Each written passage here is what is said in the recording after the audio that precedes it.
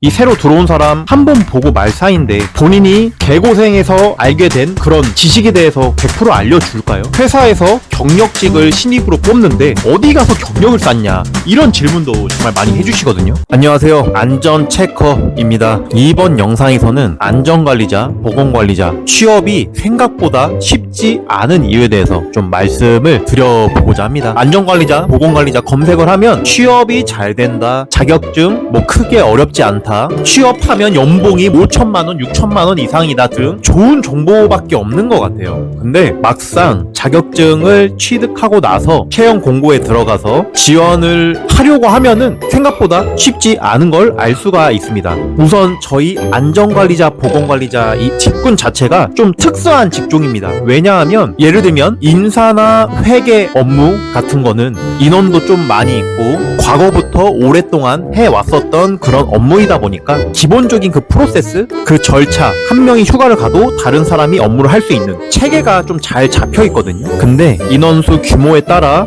그 사업장, 그 업종에 따라서 일부 차이는 있지만 우리 안전관리자, 보건관리자 업무 같은 경우는 회사에 통상 한 명만 채용이 됐거나 또는 안전관리자, 보건관리자 한 명씩 해서 총 2명만 근무하는 경우가 좀 많거든요. 우선 제일 큰 이유가, 예를 들어서 제가 대학생 졸업하고 나서 자격증 취득해서 회사에 지원했습니다.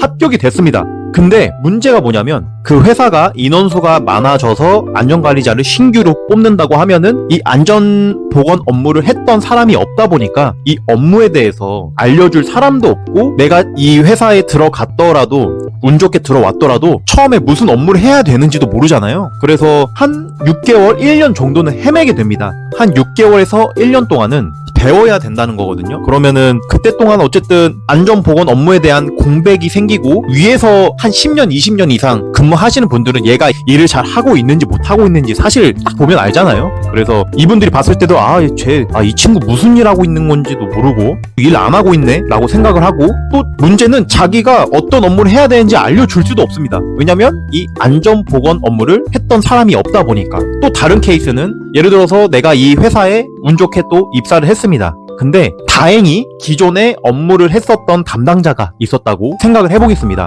그러면은 이전에 했었던 업무를 알려줄 수 있으니까, 배울 수 있으니까 그나마 낫잖아요. 근데 그 배울 수 있는 기간이 진짜 길어야 2, 3주? 짧으면 일주일 동안 알려는 주겠죠. 근데 그 사람 입장에서도 사실 한번 보고 말 사이이기 때문에 잘 알려주면 정말 좋겠지만, 아무래도 그 짧은 기간 동안에 이 산업안전보건법, 이 방대한 업무에 대해서 100% 이해를 시키는 것 자체가 우선 불가능하고, 그리고 그 떠나는 사람 입장에서도, 그 이직하는 사람 입장에서도 이 새로 들어온 사람 한 번 보고 말 사이인데 본인이 개고생해서 알게 된 그런 지식에 대해서 과연 좀 100% 알려줄까요? 그래서 대부분 회사들이 신입을 뽑더라도 경력이 최소 2년, 3년 이상 되는 경력직을 신입으로 뽑는 이유가 거기서 있습니다. 그래서 막상 내가 자격증을 따서 이제 취업하려고 하는데 취업이 쉽지 않은 이유가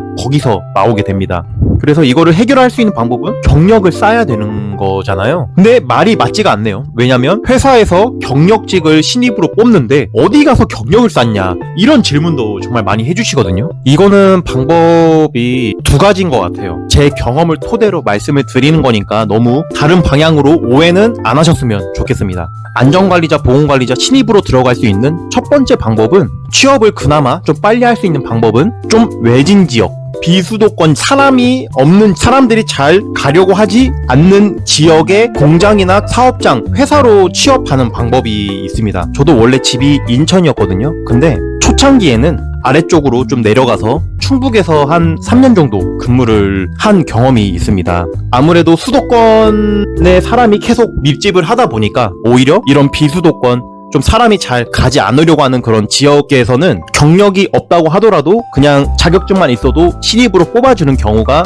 종종 있었거든요. 그렇게 해서라도 어떻게든 좀 경력을 쌓았고, 지방에서 그 근무한 그 3년 그 경력을 바탕으로 해서 수도권 쪽으로 제가 다시 올 수가 있었거든요. 그리고 다른 방법은 좀 뻔하지만 자기가 원하는 그 회사의 기준점이 있겠지만 좀 눈높이를 많이 낮춰서 안전보건 관련된 회사라면 어디든 들어가서 거기서라도 경력을 좀 쌓아야 되는 것 같습니다. 안전보건 대행기관이든 UA형 방지계에서 컨설팅 하는 기관이든 작은 공장이든 중소기업이든 어디든 들어가서 경력을 1년, 2년이라도 좀 쌓으면서 이직을 준비하는 게 훨씬 더 수월하실 거고, 자격증만 취득한 상태로 지원서를 놓고 면접을 보면 사실 할 말도 없습니다. 이게 근무를 해야 이 자기소개서나 면접에서도 좀 할 말이 생기지, 자격증에서 공부한 것만으로는 할 수 있는 대답이 자기소개하는 거랑 장단점은 이렇습니다, 지원 동기는 이렇습니다, 이런 좀 형식적인 대답밖에 못하고 어느 정도 경력이 뭐 6개월, 최소 6개월, 1년 정도라도 있어야 관련된 지식이 좀 생기기 때문에 할 말도 더 많고 자기소개서에